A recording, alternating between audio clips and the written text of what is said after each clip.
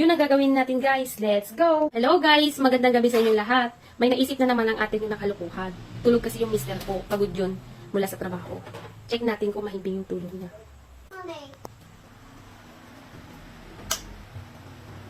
Ayun po siya. Oh, tulog na tulog. And guys, isasagawa na ng atin yung maitim yung binabalak. Ipaprank natin siya. Gigisingin natin siya kasi kakain na kami. Pero bago natin siya gisingin, may gagawin tayong kalokohan sa kanya. Ayan guys, dahil marami kaming balloons na extra kasi yung birthday ng anak ko, marami akong nabiling balloons. Kaya gagamitin natin siya. Tapos may arena kami. Ang gagawin natin, lalagyan natin ng arena tong balloon. Para pagigising siya, putok. Sabog sa kanya yung arena.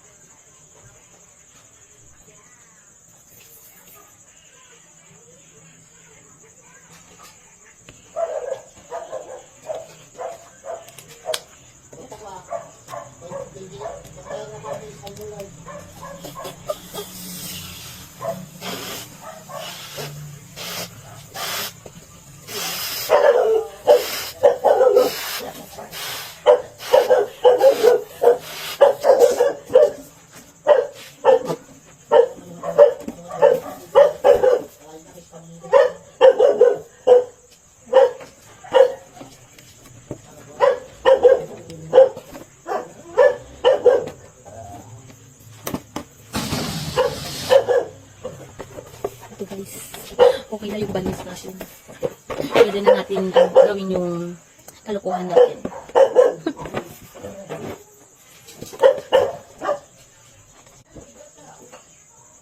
Iti-take natin yung balon sa pader. Para pag nagising siya at bigla siyang bumangon, hindi gagalaw yung balloons natin. Para madaling niyang masagi. Puto.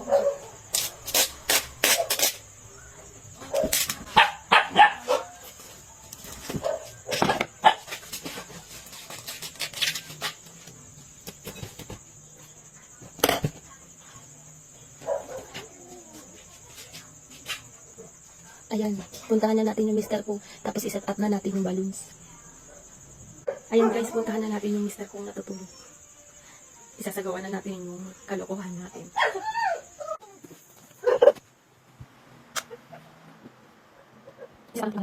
Ayan guys, i-set up na natin yung balloon natin.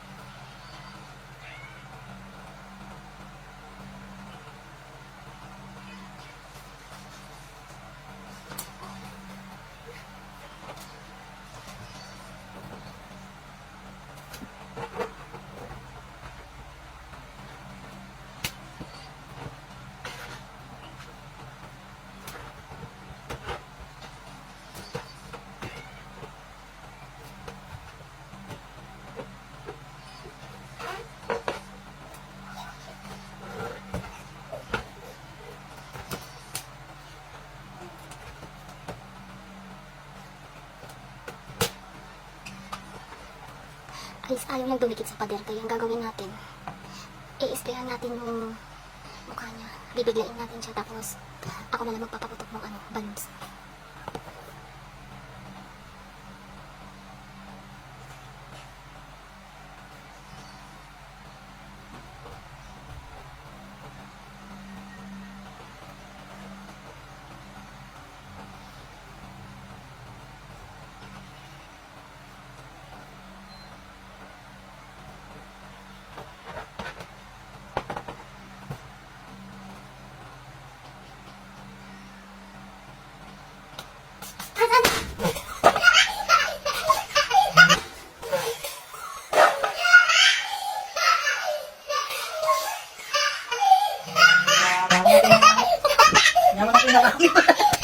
Ito pa!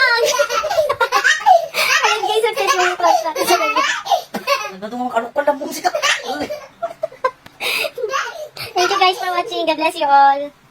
Ay, success yung prank natin. Nandun na siya naghuhugas. Sorry, Ans. It's a prank.